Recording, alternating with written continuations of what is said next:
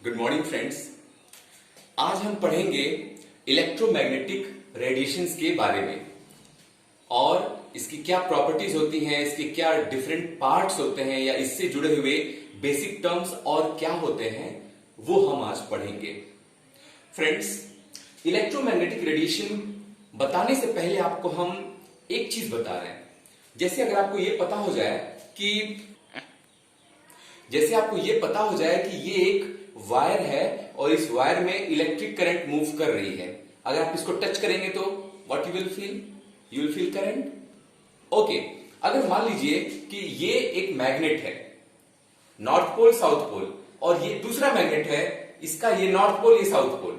अगर ये opposite poles पास में आएंगे दे विल अट्रैक्ट, ठीक है। What you will feel here, the magnetic field. लेकिन फ्रेंड्स, जो लाइट होती है, जो रोशनी होती है, ढेर सारी रोशनी होती है बच्चों। जैसे sun provides us ultraviolet rays, it provides visible rays, infrared also. So जो रेडिएशंस होती हैं, रेडिएशंस अगर हमारी यहां से इधर को मूव कर रही हैं तो इसके 90 डिग्री में इलेक्ट्रिक फील्ड भी होता है और इसके दूसरे 90 डिग्री में मैग्नेटिक फील्ड भी होता है। जैसे मैथ्स के स्टूडेंट्स में आप लोग कॉमन मैथ्स में एक्स एक्सिस, वाई एक्सिस और जेड एक्सिस होता है, वैसे ही यहां पे भी जिस डायरेक्शन में हमारी रेडिएशन मूव करती है वो एक डायरेक्शन हो गया। मान लीजिए एक्स एक्सिस में हमारी रेडिएशन मूव कर रही है तो वाई एक्सिस में क्या होगा, इसका इलेक्ट्रिक कंपोनेंट होता है, और जेड एक्सिस में क्या होता है, इसका मैग्नेटिक कंपोनेंट। इसका मतलब any radiation is associated with the electric component and the magnetic component which are perpendicular to one another and they are also perpendicular to the propagation of the light। तो ये खूबी होती है electromagnetic radiations की, और उसमें क्या क्या आता है वो हम आपको बताते हैं, और उनका एनर्जी के वे में, एनर्जी के सीक्वेंस में आपको पूरा हम एक नेमोनिक्स के साथ, एक मेमोरी ट्रिक के साथ आपको लिख के हम दिखाते हैं बच्चों। आइए,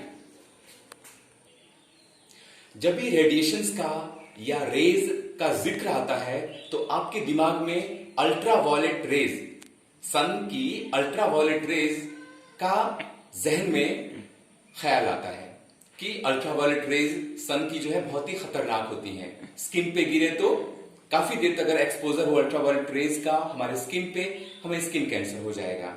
लेकिन फ्रेंड्स, सिर्फ अल्ट्रावायलेट रेज नहीं, ये सारी की सारी raise, these all are electromagnetic radiation, these all are example of electromagnetic radiations।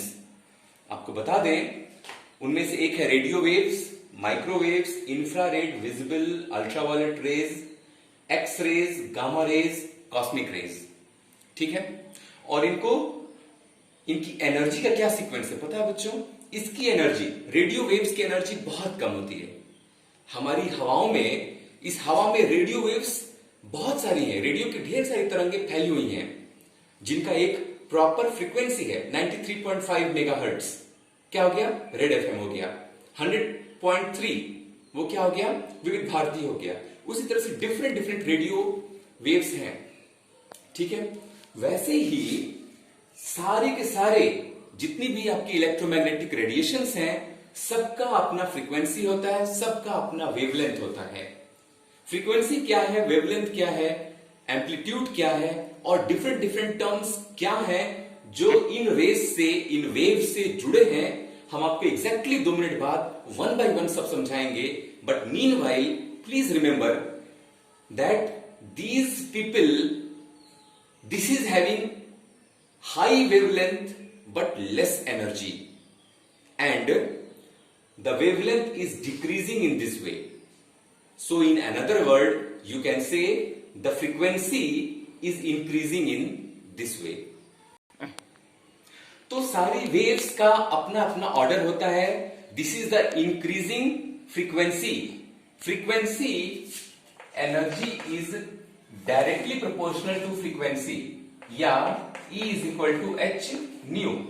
Planks का ये फॉर्मूला है बच्चों।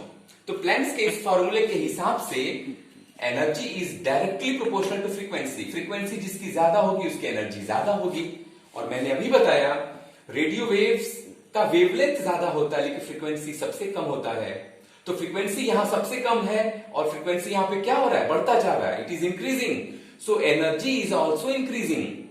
आपने सुना होगा अल्ट्रावायलेट रेज अगर इतनी खतरनाक है, स्किन पे गिरेंगी तो स्किन कैंसर हो जाएगा। अगर ज्यादा देर के लिए, कुछ मिनटों के लिए अगर अल्ट्रावायलेट रेज हमारे बदन पे गिरेंगी, हमें स्किन कैंसर हो जाएगा। तो सोचिए कि एक्स रेज का अगर ज्यादा टाइम तक एक्सपोजर हो हमारे स्किन पे तो क्या होगा, because x rays are more energetic than UV rays and gamma rays and cosmic rays are extra extra strong, extra extra energetic. अरे गामा रेज का तो ये हाल होता है कि अगर 100 सेंटीमीटर अगर चौड़ी अगर दीवार हो लोहे की, 100 सेंटीमीटर अगर लोहे की अगर दीवार हो और एक एंड से अगर आप गामा रेज को अगर पास कराएं, it can penetrate the 100 centimetre iron wall from one end to another end. इतनी खतरनाक होती है, और कॉस्मिक रेज तो उससे भी ज्यादा खतरनाक होती है। इन रेडिएशंस को हम इंक्रीजिंग फ्रीक्वेंसी के वे में क्या करते हैं, हम अरेंज करते हैं, और इसी अरेंजमेंट को क्या कहा जाता है, इलेक्ट्रोमैग्नेटिक स्पेक्ट्रम।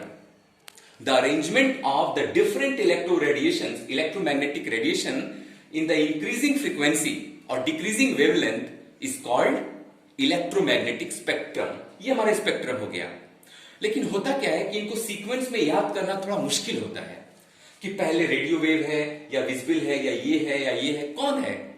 तो इनको याद करने का एक ट्रिक मैंने बनाया है बच्चों। देखिए तो इनके सबके पहले लेटर्स लीजिए, इनके सबके पहले लेटर लीजिए और उनकी हेल्प से मैंने एक सेंटेंस बनाया है। सबसे पहले रेडियो वेव, फिर माइक्रोवेव, फिर infrared, visible, UV, x rays, gamma rays, cosmic rays. तो इसका न्यूमेरिक्स मैंने ये बनाया है, रिलायंस मोबाइल इज आर से रिलायंस है, आर से रेडियो वेव है, यहां मोबाइल एम से है और माइक्रोवेव भी एम से है। तो उसी तरह से what is the mnemonics, Reliance mobile is very useful, extra good colours. ठीक है, तो ऐसे क्या होगा, एक सेंटेंस क्या करेगा, आपको पूरा का पूरा इन्हें यहां से लेके यहां तक याद करने में आपका मदद करेगा। ठीक है बच्चों, तो ये रहा हमारा इलेक्ट्रोमैग्नेटिक स्पेक्ट्रम। अब ये जो वेव्स हैं, वेव से जुड़ी हुई ढेर सारे कॉमन टर्म्स हैं, वो हम पढ़ेंगे। आइए let's see one by one. तो आइए बच्चों, आज आगे की चीजों में जैसे वेव मोशन सामने है आपके।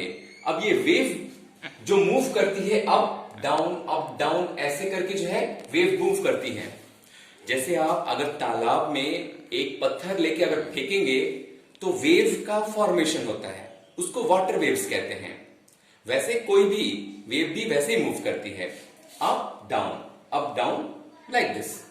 अब देखिए, वेव का जो ऊपर वाला पार्ट होता है उसको कहते हैं क्रेस्ट, और वेव का जो सबसे नीचे वाला पार्ट होता है उसको कहते हैं ट्रफ। तो दो कॉन्सिक्यूटिव क्रेस्ट के बीच की जो ये डिस्टेंस होती है, यहां से लेके यहां तक, ये जो डिस्टेंस आपको दिख रही है यहां से लेके यहां तक, इसको कहते हैं हम लेम्डा। लेम्डा मतलब वेवलेंथ।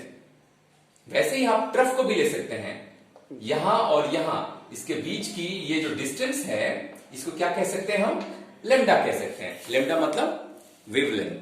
ठीक है, तो उसी को wavelength is defined as the distance between the consecutive crust and or the distance between the two consecutive trough, that is known as what, lambda।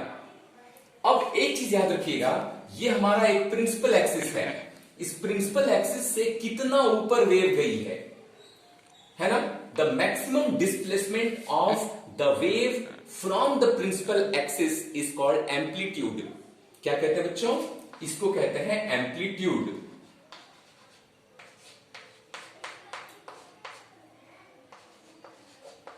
बात समझ आ गई। इस maximum displacement of a wave को हमने एम्पलीट्यूड कहा। इसको represent करते हैं हम स्मॉल ए से। वेवलेंथ को हम लेम्डा से रिप्रेजेंट करते हैं, LAM। क्या कहते हैं इसको बच्चों, LAMBDA, लैम्डा। और याद रखिएगा ये जो वेवलेंथ का जो इनवर्स होता है इसको कहते हैं वेव नंबर। वेव नंबर को हम ऐसे रिप्रेजेंट करते हैं, that is the inverse of lambda और इनवर्स ऑफ वेवलेंथ, इसको कहते हैं हम वेव नंबर। ठीक है, तो ऐसे ही 2-3 और कॉमन टर्म्स हैं, आइए उसको भी देख लेते हैं। हमने अभी क्या देखा, वेवलेंथ देखा, हमने अभी एम्पलीट्यूड देखा, हमने वेव नंबर देखा, 2-3 और टर्म्स हैं, आइए देखते हैं। इसी वेव मोशन के एक्सप्लेनेशन में, इसके स्टडी में एक टर्म आता है फ्रीक्वेंसी। फ्रीक्वेंसी को रिप्रेजेंट करते हैं न्यू, क्या इसको बोलते हैं न्यू, और इसको रिप्रेजेंट करने का तरीका ऐसे होता है, वी की तरह ऐसे बनाने के, ऐसे करके खींच दीजिए, ये हमारा न्यू हो गया।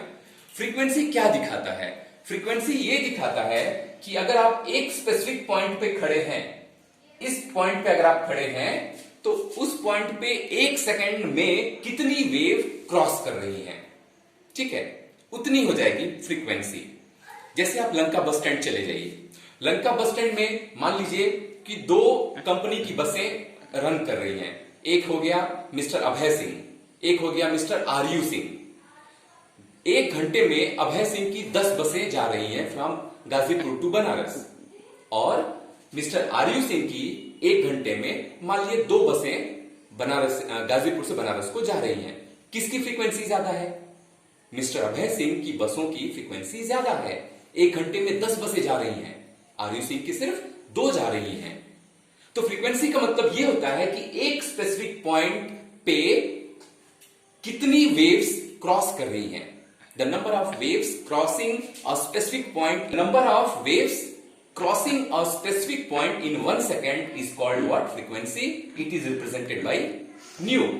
एक छोटा सा एग्जाम्पल अगर हम दें, अगर हम कहें कि बाबू हम यहां खड़े हैं और हमने ऑब्जर्व किया कि 1 सेकंड में 2 वेव्स यहां से क्रॉस कर रही हैं। आप बताइए, अगर 1 सेकंड में यहां से 2 वेव्स क्रॉस कर रही हैं, इसका मतलब कि एक वेव को कितना टाइम लगा था क्रॉस करने में? हाफ सेकंड ना। बात समझिए, 1 सेकंड में यहां से 2 वेव्स जो है क्रॉस की, तो एक वेव को कितना टाइम लगा होगा यहां से क्रॉस करने में? Half second. हाफ सेकंड में एक वेव आई, अगले हाफ सेकंड में एक और वेव आई, तो कुल मिला के 1 सेकंड में कितनी वेव्स टोटल क्रॉस की? 2। तो याद रखिएगा, अगर फ्रीक्वेंसी यहां पे कितनी आ गई इसकी? 2। What is frequency here? 2 waves. और अगर टाइम पीरियड पूछा जाए बच्चों, तो याद रखिएगा inverse of frequency, inverse of frequency is known as time period. तो फ्रीक्वेंसी तो 2 थी, 1 सेकंड में 2 वेव्स क्रॉस कर गई थी, लेकिन एक वेव को उस पॉइंट पर क्रॉस करने में कितना वक्त लग रहा था? Half second. So time is inverse of frequency. तो यहां पे टाइम कितना हो जाएगा बच्चों? 1/2 सेकंड।